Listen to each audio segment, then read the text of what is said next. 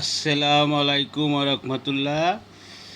জনতার খবর চ্যানেল হতে কিছু কথা বলার জন্য বসিলাম। বিষয়টা হলো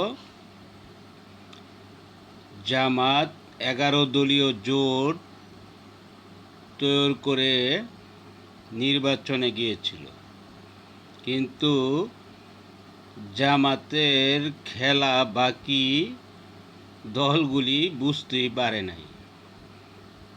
যেমন যেমন এনসিবিকে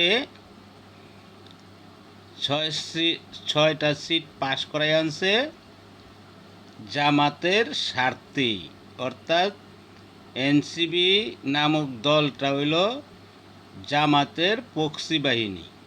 যেমন গুপ্ত বাহিনী ছিল, তেমনি তারা হয়েছে প্রক্সি বাহিনী।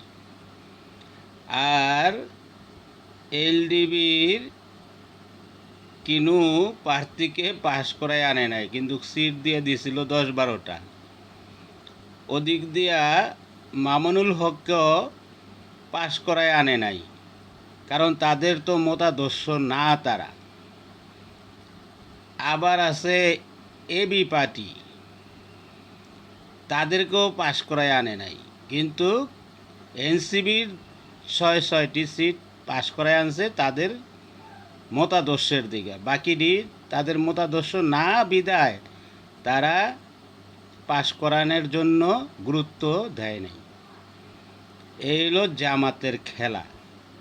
তো জামাত যত চালাকি করুক, জামাত পথে পথে ভুল করে ফেলে, যেই কারণে জামাত ক্ষমতার সামনে গিয়েও ক্ষমতায় যাইতে পারে না। এই হচ্ছে জামাতের অবস্থা। আসসালামু আলাইকুম রহমতুল্লাহ।